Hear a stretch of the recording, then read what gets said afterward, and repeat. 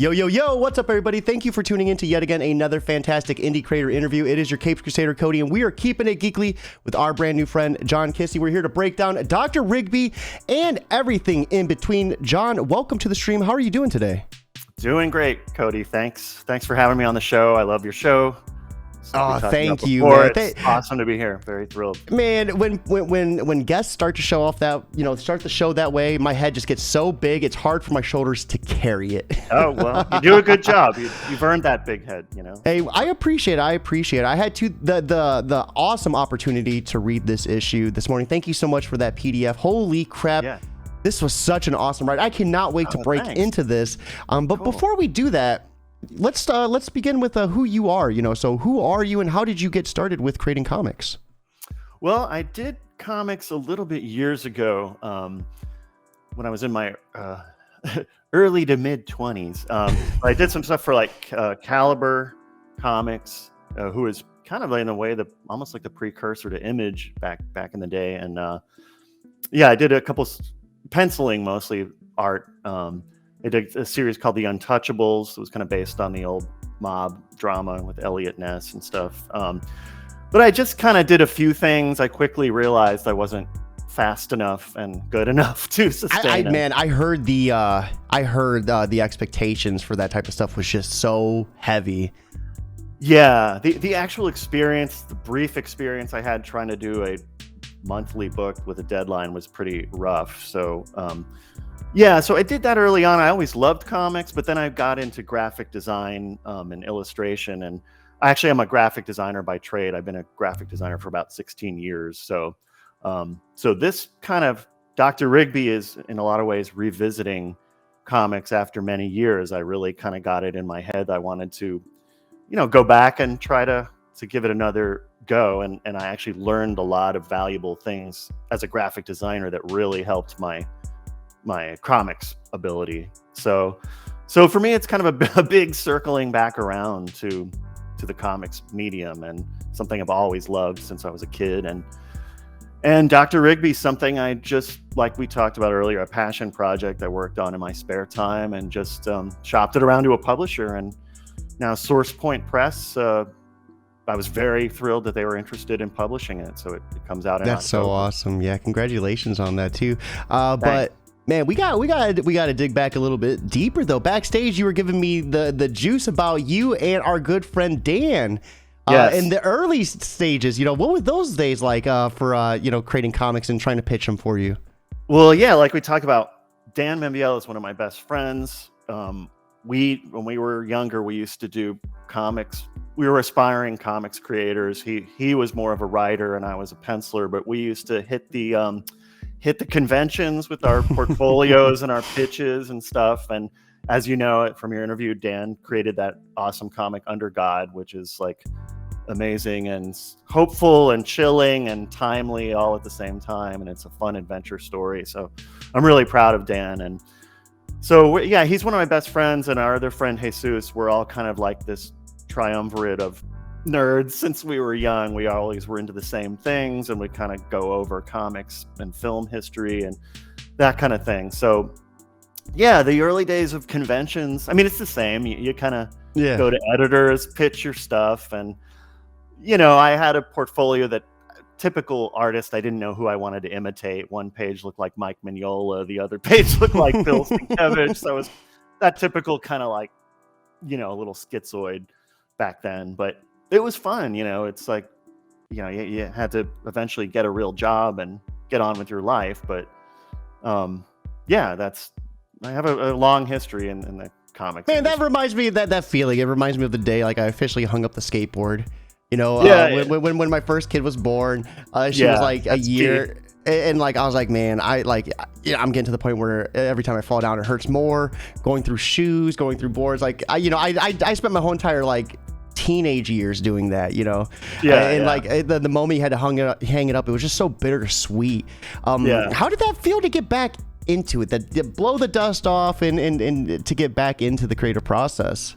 It felt great. It was because it was actually precipitated by a strange thing, death of David Bowie of all things. In fact, it was we were hanging out with my two friends that I mentioned, Dan and Jesus, on a trip together, and my sister texted me and said, "Oh, David Bowie died," and he's always been one of my kind of heroes, just in general, creatively, even beyond his music. And for some reason, it triggered something in me to be like, you know what, I got to get back into creating something for me. You know, like life's too short. It's going too quickly. He would have loved that. I mean, it was really an inspiration. And the other thing is my mom, who wrote, she inspired me to write. Like I always wanted to draw comics, and I was always an artist, but actually writing my own things was inspired by my mom, who sadly, she passed away this May, but she had, this is wild, it's sad and a little heartbreaking, but it's also very remarkable. She had dementia. When she realized what was happening to her, she began to write stories, little short stories that was almost like a brain dump, like a data dump. And she was preserving all of her memories in writing. So and they were like these beautiful little, some of them. Dude, that is beautiful, man. That holy crap! Like, that is touching. It's like a movie. Yeah, it's very movie. It's like a movie, but it was heartbreaking, but she had the wherewithal to do it, which really was amazing. And so that made me really was like, well, I want to try my hand at writing too, which I had never done before. So it was, and then it was a matter of just sitting down and asking myself, what do I want to write and draw? And it emerged as kind of fun horror, and mid-century spy adventure were the two things that sort of culminated in what Dr. Rigby became. Yeah, that's kind of how I circle back around. I mean, it's heavy that like such like traumatic points in your life were like what drove you to pick it back up, you know? Was this sort of like therapeutic for you in a way? Yes, it was, because one thing, I treated it like an exercise, and I actually recommend this as sort of an exercise or a thought experiment for anyone who's creative.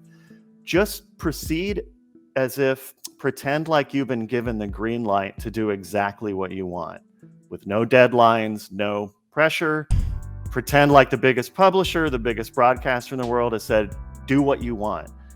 And it's very cool. It's very liberating, but it's also a little scary because it takes away the excuses. For one thing, you're like, where do you start?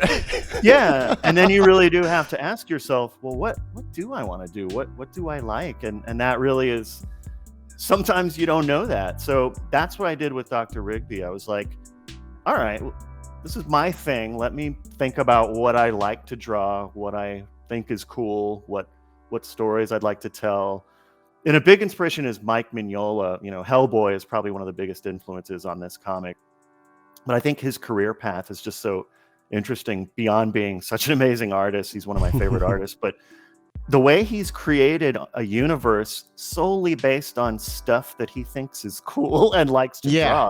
Like no one else is, even the big, Jack Kirby, they have all done all different things. But Mignola's like, he really created his own niche universe that's wildly successful. So that was very inspiring to me. Like, just do what you want, and see if it resonates with. No, I really like that mentality. I mean, for me though, I don't know, like I was like, when you said just think of it like that, I was like in my head trying to visualize it, and I literally was like, where would I start? Like it's daunting. It's like a deer in headlights.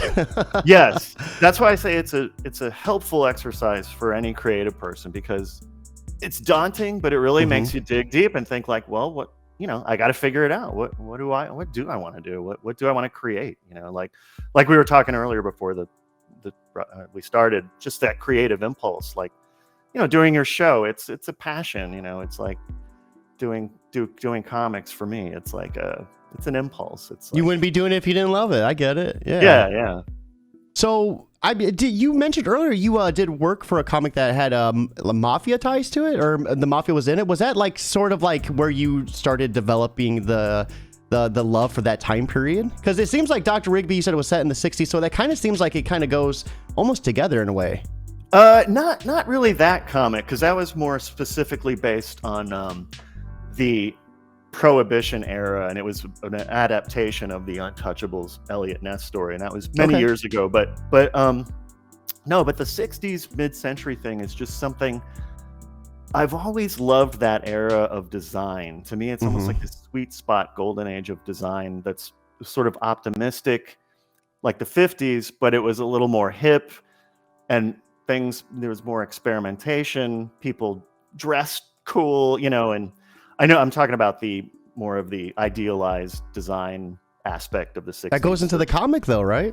Yeah, for sure. Like, I think I had a vibe in mind for Rigby, which was more of like a Hitchcock cinematic feel, or like a Twilight Zone episode, kind of classy and little sexy. Everybody's well dressed, and Mad Men is a big influence on it. Like, I actually visually, the character of Rigby started visually, and I had this notion of, I usually talk about James Bond, but I was actually thinking of Don Draper from Mad Men, like the John Hamm character who was always in these really cool suits. But I thought, instead of a martini and a cigarette, what if he had a sword, like a Lord of the Rings sword and a ray gun, I love it. Yeah, so it was like, even the silhouette logo I designed, I wanted him to be very clearly kind of a walking mashup of different eras. Like, wait, he's got a cool suit, but he wields a sword, and so it's like,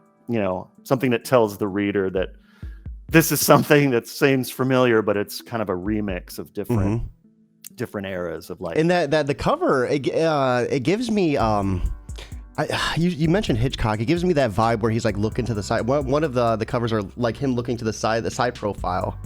Yeah. Was that any inspiration, or what was some of your inspirations for the cover? Because it looks so distinct. Well, definitely Hitchcock opening titles are inspiring to me. Like, in terms of like the logo and the typeface of the logo, there was this designer, Saul Bass, who did did most of Hitchcock's opening titles. And if you remember Psycho, or there's always these cool graphics and bold, almost like animation, but like he would play with the type and do that kind of thing. So the logo, I wanted to be this blocky, angular, cool design, and definitely the cover is sort of split in the 2/3 kind of thing.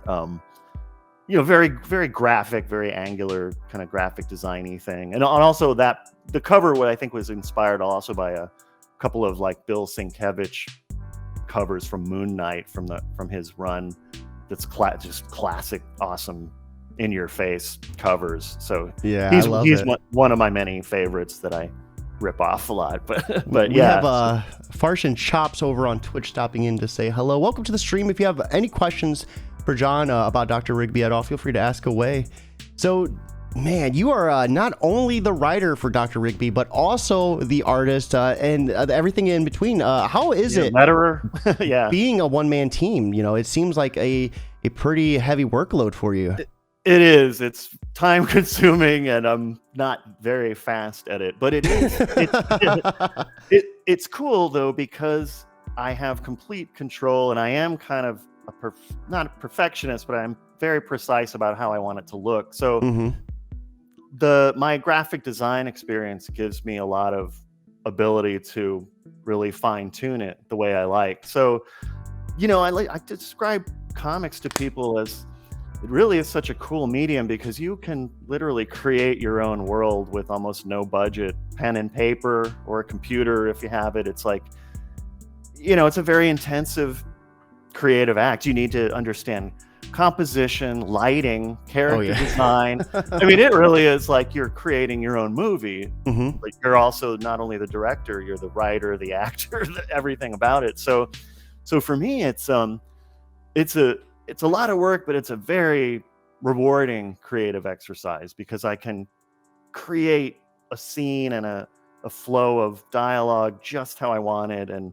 when it works, it's very satisfying to me. Yes. Yeah. I mean, I know you said previously you were doing work where you were forced to kind of like be on a really strict time schedule. You had to get things out in a month. Did you find like working that way made you, how do I want to word this? Like, putting yourself, did you work better under pressure, or do you feel like no? No? The answer is no. Yeah.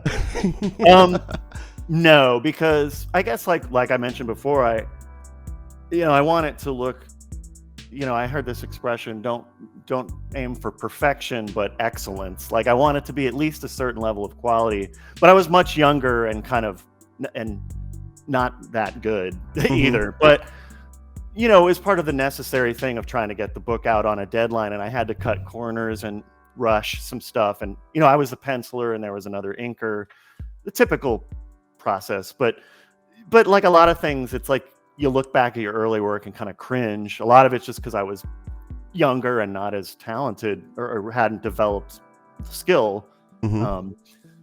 But yeah, the deadline whole thing, I'm definitely one of those people that probably is not very good under pressure. I like taking my time, do it right, like the old disco song. Take your time, do it right. So yeah, it was interesting. I learned a lot, but I actually, from that though, I remember an editor at a convention saying, why don't you pursue illustration? So I did magazine illustration and things that were easier to complete a piece, in other words. Where that's really cool. Yeah, so that was, this one editor said, your work is too weird for mainstream comics, but not weird enough for weird indie comics. So I was kind of bummed. I was all, crestfallen, like, well. It's like you could have just told me you didn't want it. Like, damn. Well, yeah, but she ended up giving me good advice. She was like, why don't you try editorial illustration? And so in that way, I did some cool work, like some book cover illustration and like magazine illustration when magazines were a thing back in the dark now age. They're e-zines. Yeah, now they're now that dried up a lot. But we have an interesting question from Farsh and Chops. I want to ask John what your favorite fast food and soda combination are. Oh geez, fast food. Actually, I think I'm a Taco Bell guy when it comes to fast food. Not really a burger. That's my guilty pleasure. If I see a Taco Bell, I'll get, and I'll probably, it's not one thing. I'll usually mix and match a chalupa or whatever their combo is. And then a Diet Pepsi, oddly enough, which is weird. But that's kind of. Would have took you for a Baja Blast guy. Oh yeah, that would be good too. But, so for me, McDonald's depends on what time of the day, but my favorite, I like getting the what is it? The sausage, the McSausage, and then a hash brown. So you open the McSausage, you put the hash brown in, close it. Never thought of that. It's amazing. It is amazing. That is a brilliant idea. I'm gonna try that maybe tomorrow morning. Hey, speaking of brilliant ideas, though, you have such a unique art style and technique. I love that. What was some of your influences for it? Because when I read this, visually, it was just so striking to me.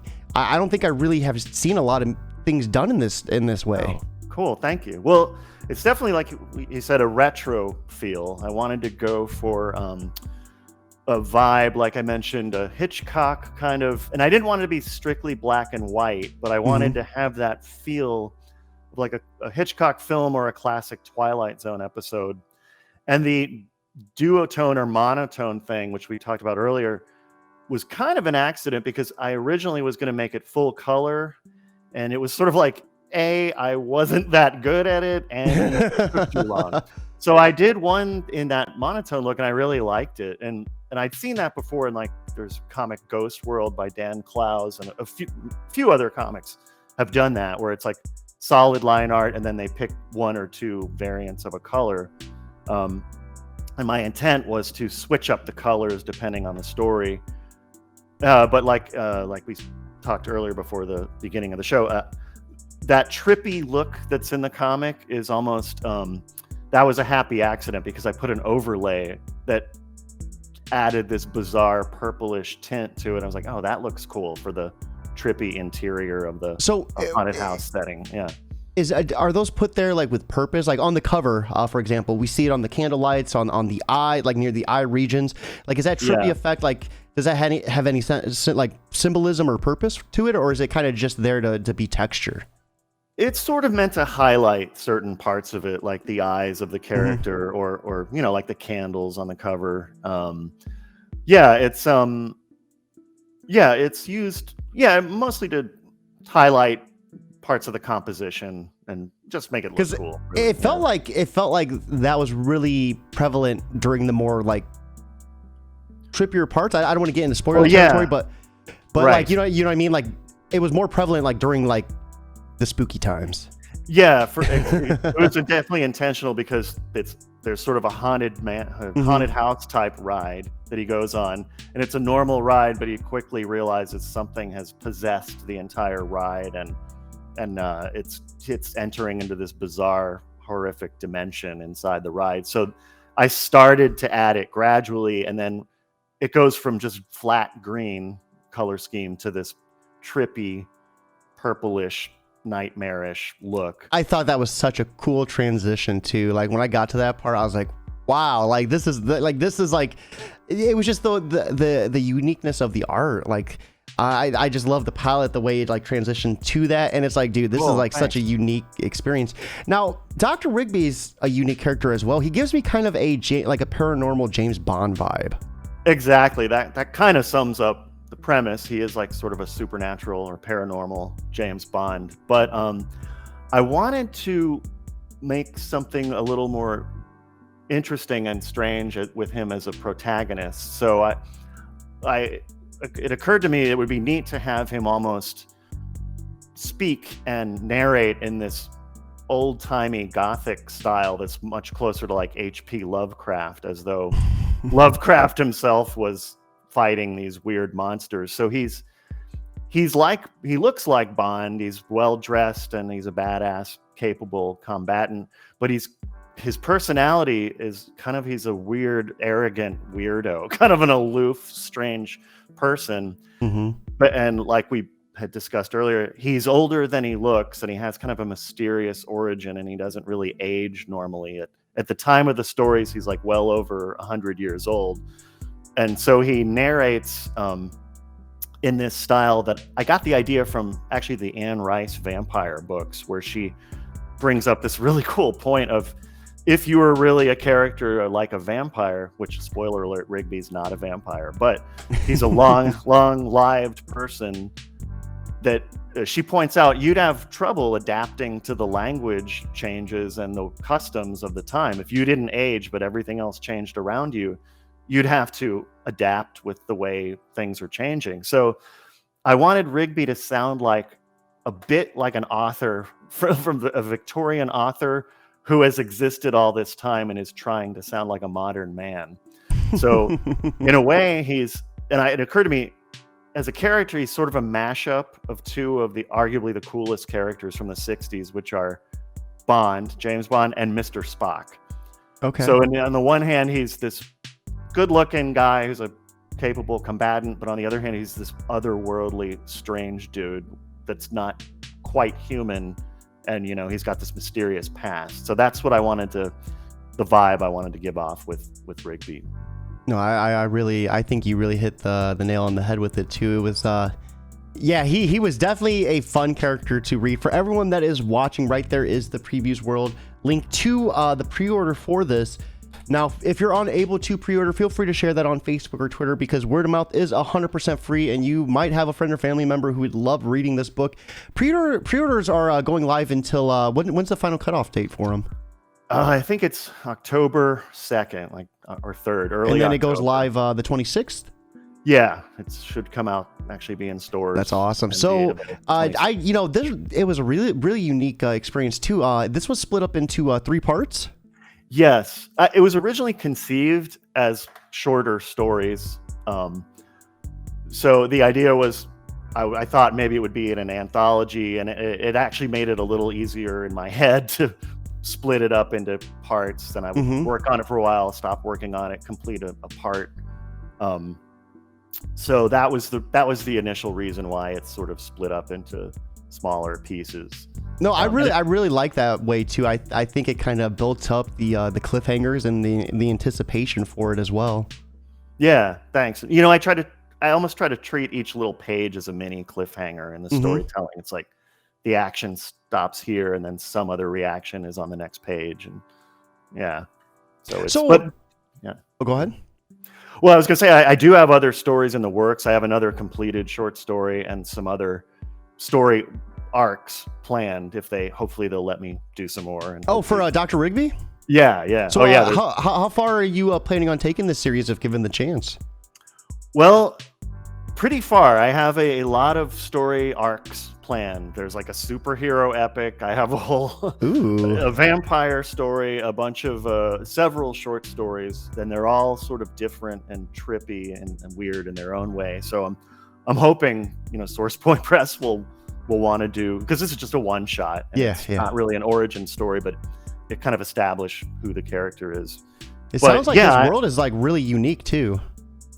Yeah, that's been one of the funnest parts, is the world building. The more thought I put into it, the more I was like, well, what if he did this, and what if he knew, like, he's known famous people throughout history, like he was friends with Nikola Tesla. Like, there's all these little Easter eggs, like he's got this history. But yeah, it's definitely it's a pretty.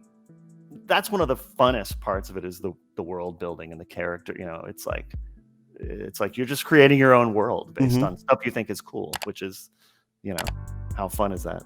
No, I love that he's friends with Tesla too, and so many different comics, Tesla's the bad guy. So it's nice seeing. Yeah, no, Tesla designed his pistol, actually, as a secret, as a little Easter egg. And okay. In the back content of the comic, there's some extra little stuff about his origin and his weird weapons and stuff. So no, that is so awesome. Yeah, I love that. Fun. Yeah. So while we're here, what would you like to say to anyone that might be on the fence about pre-ordering? If you could say anything to them directly to kind of help push them over that bump. Oh, please pre-order. No, other than that, please. No, it's a fun book. I think it's if you like horror and if you like action adventure, I think you'll like the book. It's I put a lot of love and work into it, and I think it's a fun, trippy story. And I hope, like you say, it'll entice people to want to see more with this character, because it's sort of hinted in this story that he has a long history, and there's other moving parts, and there's other sort of hints at what his origin might be and what his other adventures are. So I'm hoping it would be a good launching point, for any reader. And I did it to sort of please myself. So I think it's a fun read, and it's a cool read. So dude, that ending, give it a shot. Oh, you like the ending? Oh man. Oh, I love when comics answer the questions, that you have. But I also love when they leave you with big ones at the end too, because it's just like, cool. See, readers, pick it up and you'll know what Cody's talking about. But yeah, no, absolutely, that was a fun ending too. And also the Haunted Mansion aspect. When I was a kid, I grew up in Miami, Florida, and our parents always took us to Disney, and I loved the Haunted Mansion. And actually, this premise is based on a notion, kind of idea I had when I was a real little kid. I thought, what if I hopped out of the ride and ran into, like, what if it was like a real world that went on forever, like it wasn't just a ride? So that was my twisted little weirdo kid.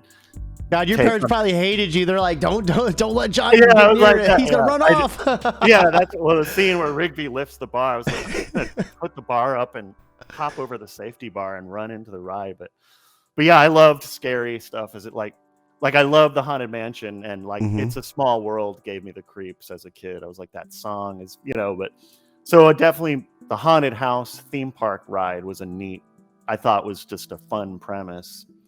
Man, there's this silly Nicolas Cage movie. I gotta remember what it is. He goes into there's a bunch of animatronics that are trying to kill him. Yes, Willy's Wonderland. You'd probably love that. Like, he goes in there and he has to like clean it up, but these things come to life and then try to kill him. Yeah, it's almost like a Chuck E. Cheese kind of thing, or like yes. Yeah. Well, it was awesome. Yeah, I got to check that out. Actually, the big ghost zombie fight in the comic, that was originally going to be him battling animatronic things, but it was too complicated to draw, and I needed to really show him being a badass and like fighting, So, but that was kind of part of the idea, that he was, these supposedly fun, harmless theme park things come to life and become this scary supernatural threat. So yeah. No, I love that. I love that. So, John, before we wrap things up, what's next for you? What other projects are in the works, or anything that might be like piquing your interest that you're leaning towards outside of Dr. Rigby? Well, I continue to do on my website. Also, I do illustrations, and I love particularly movies, and I kind of do that in my spare time. Like I say, I'm a graphic designer, as my actual job, but I'm focusing a lot on Dr. Rigby. I'm actually working on new stories as we speak, and I'm hoping to be ready to hit the ground if the publisher would like to do another one shot and hopefully compile several of these stories into a graphic novel. Is really wow, that's awesome. But yeah, so I'm pretty much focused on more Dr. Rigby stuff. So get on the ground floor of Dr. Rigby. Yeah, that is so awesome. So before we wrap things up officially, I always love ending the podcast strong, and that is by asking a question in particular, because as much as this is a podcast where we break down you and your book, it is also a nice learning platform for anyone new that might be watching, or anyone that might be interested in starting for the first time. So with that being said, for anyone that is watching and interested in getting started with the comic process, whether it's, being an artist or being a writer, what type of advice would you offer them, kind of just to get off on the right foot? Well, I think one thing for sure would be what I mentioned earlier. Give yourself that little thought experiment or exercise. Really proceed as if you've got the green light and start right away. And you may find you need to do some thinking about what it is you actually want to do and the type of work you want to do. But that'll get the process going. Don't wait for someone to give you permission, or don't wait. Just start it. Like they say, action really precedes motivation. Once you start the action, you'll become more motivated. And the other thing is, don't give up. Like I'm an older gentleman, and I kind of always loved comics, and I put it aside for a while, but I revisited it, and it's very exciting for me to have something published now. So keep, just even if you need to take a break, or if things aren't moving quickly enough, keep that creative endeavor going. It's something that will give you value and pleasure through your whole life, and just stick with it. Is the main exercise. I love that. That is such an awesome piece of advice, and I think that is the biggest part to it. Having like mental endurance to keep pushing through like the low points. Because it's easy to ride the high points. It's easy to be in the success part of it, but it's it's hard to like get that success part built up, to build that foundation. Yeah. Well, it's like your show, like we were talking. You really kind of make it look easy and very polished and stuff, but you put a lot of effort into it, and a lot of enthusiasm. A lot of tears, a lot of crying. Yes, blood, sweat, and literal tears. Yeah, but yeah, it's all part of the creative bug, Yeah, and we're here now. This is interview 149. We're one interview away from breaking 150. Let's go, baby. And this all started, I did my second interview in February, so this is all just unbelievable. Wow. Yeah. Excellent. Yeah. Well, man, I love your show, and I love your comic. We're a perfect fit, Let's go. Great. So with everyone watching, here is the link one more time. John, before we officially end things, what is your social media platforms? Where can people find you? Instagram links, websites? Yes, I'm primarily on Instagram. Geez, am I forgetting my own link? John_Kissee is my Instagram. And also you can just check out more of my, my illustration work and my design work at my portfolio website, which is johnkissee.com, which is my name. And check out Source Point Press, the publisher. They have great books.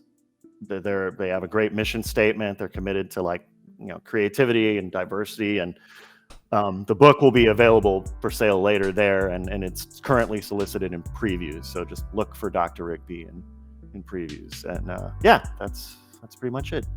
No, absolutely. Well, John, once again, thank you for coming on, hanging out with us, breaking down Dr. Rigby. Everyone watching, hope you have a fantastic Thursday, but most importantly, keep it geekly. Thanks, Cody. Thanks for having me. All right.